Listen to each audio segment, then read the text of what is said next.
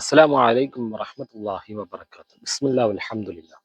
ഏറ്റവും ബഹുമാനപ്പെട്ട മുഅ്മിനീങ്ങളെ മുഅ്മിനാത്തുകളെ, ഇന്ന് പറയുന്നത് പരിശുദ്ധ റമളാനിൽ നോമ്പനുഷ്ഠിക്കുന്ന മുഅ്മിനീങ്ങൾക്ക് വലിയ ഒരു പ്രതിഫലമാണ് സ്വർഗലോകത്ത് വരാനിരിക്കുന്നത്. സ്വർഗലോകത്ത് മുഅ്മിനീങ്ങളായ ആളുകൾക്ക് ഒരു കവാടമുണ്ട്, പ്രത്യേകമായ ഒരു കവാടം. എന്നും നിസ്കരിക്കുന്ന ആളുകളാണോ അവർക്ക് പ്രത്യേകം ഒരു കവാടമുണ്ട്. അതുപോലെ അള്ളാഹുവിന്റെ മാർഗത്തിൽ യുദ്ധം ചെയ്തവരാണോ, അള്ളാഹുവിന്റെ മാർഗത്തിൽ ജീവിച്ച് അല്ലെങ്കിൽ യുദ്ധം ചെയ്തവരാണെങ്കിൽ, യോദ്ധാവാണെങ്കിൽ അവർക്കും ഒരു പ്രത്യേകമായ കവാടം. ഇങ്ങനെ സ്പെഷ്യലായിക്കൊണ്ട് പല കവാടങ്ങളും സ്വർഗലോകത്തുണ്ട്. എന്നാൽ നോമ്പുകാരന് ഒരു സന്തോഷം എന്ന് വെച്ചാൽ നോമ്പുകാരനും ഒരു കവാടമുണ്ട് എന്നതാണ്. ഹദീസിന്റെ ഗ്രന്ഥങ്ങളിലൂടെ ആ വിഷയങ്ങൾ എടുത്തു പറയുന്നുണ്ട്. മുനികളായ ആളുകൾ നോമ്പനുഷ്ഠിക്കുമ്പോൾ ഒരുപാട് ബുദ്ധിമുട്ടുകൾ സഹിക്കുന്നുണ്ട് അല്ലെ. ദാഹം സഹിക്കുന്നുണ്ട്, വിശപ്പ് സഹിക്കുന്നുണ്ട്, ഈ വിഷയങ്ങളൊക്കെ സഹിക്കുന്നുണ്ട്. ഇതൊക്കെ സഹിച്ചിട്ടാണ് ഓരോ മുഅ്മിനും അവന് നോമ്പെടുക്കുന്നത്. അപ്പോ അള്ളാഹു എന്തായാലും എന്ത് ചെയ്യും, നമുക്ക് നല്ലൊരു പ്രതിഫലം നൽകും. അള്ളാഹു സുബ്ഹാനഹു വ തആല പഠിപ്പിച്ചിട്ടുണ്ടല്ലോ, അസ്സൗമുലി, നോമ്പ് എനിക്കുള്ളതാണ്. അപ്പോ ആ നോമ്പിന് പ്രതിഫലം കൊടുക്കുന്നത് ഞാനാണ്. അപ്പൊ ആ നോമ്പിന് പ്രതിഫലം എത്രയാണ്, അത് കൂടുതലൊന്നും നമുക്കറിയില്ല. ചിലത് മാത്രം മഹാന്മാരായ ആളുകൾ എന്ത് ചെയ്തു, കിതാബിലൂടെ പറഞ്ഞു എന്ന് മാത്രം. മുത്തനബി സല്ലല്ലാഹു അലൈഹി വസല്ലമ തങ്ങളുടെ ഹദീസും ആ വിഷയത്തിലുണ്ട്. അപ്പൊ ആ വിഷയത്തിലേക്ക് വരാം. ബഹുമാനപ്പെട്ട സഹ്ൽ റളിയല്ലാഹു അൻഹു നിവേദനം ചെയ്യുന്ന ഒരു ഹദീസ് കാണാം. മുത്തനബി സല്ലല്ലാഹു അലൈഹി വസല്ലമ തങ്ങൾ ആ ഹദീസ് പറഞ്ഞു. എന്താണെന്നറിയോ? സ്വർഗലോകത്ത് ഒരു കവാടമുണ്ട്. ആ കവാടത്തിൽ നോമ്പുകാർ മാത്രമേ പ്രവേശിക്കുകയുള്ളൂ. അള്ളാഹുവിന്റെ മാർഗത്തിൽ അള്ളാഹുവിന്റെ തൃപ്തി മാത്രം ഉദ്ദേശിച്ച്, അള്ളാഹുവിന്റെ തൃപ്തി കിട്ടാൻ വേണ്ടി മാത്രം നോമ്പെടുത്ത ആളുകൾ, അവര് മാത്രമേ ഈ കവാടത്തിലൂടെ പ്രവേശിക്കുകയുള്ളൂ.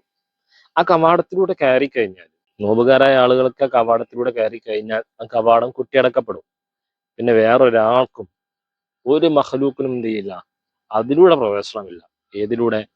ഈ നോമ്പുകാരന്റെ കവാടത്തിലൂടെ. അപ്പൊ നോമ്പ് നോൽക്കാത്ത മുഅ്മിനീങ്ങൾ ഉണ്ടാവും, അവർക്ക് ഈ കവാടത്തിലൂടെ കയറാൻ പറ്റില്ല. നോമ്പ് നോൽക്കാത്ത ഒരുപാട് ആളുകളുണ്ട്, ഇപ്പോഴും നമ്മുടെ നാടുകളിൽ ജീവിക്കുന്നുണ്ട്. എന്തുകൊണ്ടാണ് നോമ്പ് അനുഷ്ഠിക്കാത്തത്? നോമ്പ് നോൽക്കാൻ കഴിവില്ലാത്തത് കൊണ്ടാണോ? നോമ്പിനെ കുറിച്ച് വിവരമില്ലാത്തത് കൊണ്ടാണോ? അതൊന്നുമല്ല.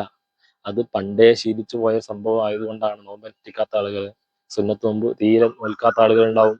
പ്രത്യേകം അക്കതായ സുന്നത്ത് നോമ്പുകൾ എടുക്കാത്തവരുണ്ട്, ഫർളന്നെ എടുക്കാത്തവരുണ്ട്. അതിനെ ഒരു വേണ്ട രീതിയിൽ എന്താവുന്നില്ല, കണ്ടിട്ടില്ല എന്നർത്ഥം. അപ്പോ ഇതിനെയൊക്കെ വേണ്ടതുപോലെ കണ്ട് ഇതിന്റെ പവിത്രത മനസ്സിലാക്കിയ മുഅ്മിനീങ്ങൾക്കുള്ളതാണ് ഈ കവാടം. അപ്പൊ മുത്തനബി പറഞ്ഞു, ഈ കവാടത്തിലെ നോമ്പുകാരായ ആളുകൾക്ക് പ്രവേശിച്ചാൽ പിന്നെ ആ കവാടം അടച്ചു, അതില് വേറെ ആർക്കും പ്രവേശനമില്ല. മുത്തനബി സല്ലല്ലാഹു അലൈഹി വസല്ലം തങ്ങൾ പറഞ്ഞു, അങ്ങനെ കയറുന്ന സമയത്ത് ഓരോരുത്തരും അവിടുന്ന് പാനം ചെയ്തുകൊണ്ടാണ് കയറുന്നത്.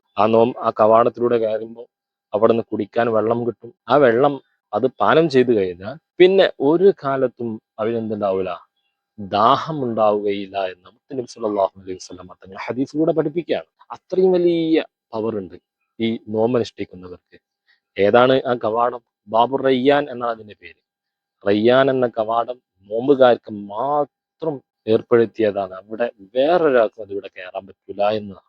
അബൂ ഹുറൈറ റളിയല്ലാഹു അൻഹു റിപ്പോർട്ട് ചെയ്യുന്ന ഒരു ഹദീസ് കാണാം. നിസ്കരിക്കുന്ന ആളുകളാണോ അവർക്കൊരു കവാടമുണ്ട്. അതുപോലെ ജിഹാദ് ചെയ്തവരാണ് എന്ന് പറഞ്ഞാൽ അള്ളാഹുവിന്റെ മാർഗത്തിൽ യോദ്ധാക്കളുണ്ട്. അള്ളാഹുവിന്റെ മാർഗത്തിൽ യുദ്ധം ചെയ്ത ആളുകൾക്ക് അവർക്ക് ബാബുൽ ജിഹാദ് എന്ന് പറയുന്ന ഒരു ബാബുണ്ട്. അതുപോലെ നോമ്പുകാരന് ബാബുർ റയ്യാൻ എന്ന് പറയുന്ന ബാബുണ്ട്. ഇങ്ങനെ ഓരോരുത്തർക്കും പ്രത്യേകമായ ഓരോ ബാബുകൾ സ്വർഗലോകത്ത് ഉണ്ട് എന്നാണ് ഹദീസുകളിൽ കാണാം.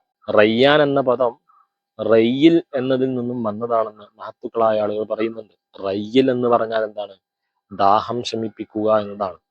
അപ്പോൾ ഇത് പറഞ്ഞതിന്റെ അർത്ഥം നേരത്തെ പറഞ്ഞതുപോലെ നോമ്പുകാരന് ഒരുപാട് ദാഹവും ഒരുപാട് വിശപ്പും ഒക്കെ സഹിച്ചു വന്നവരാണ്.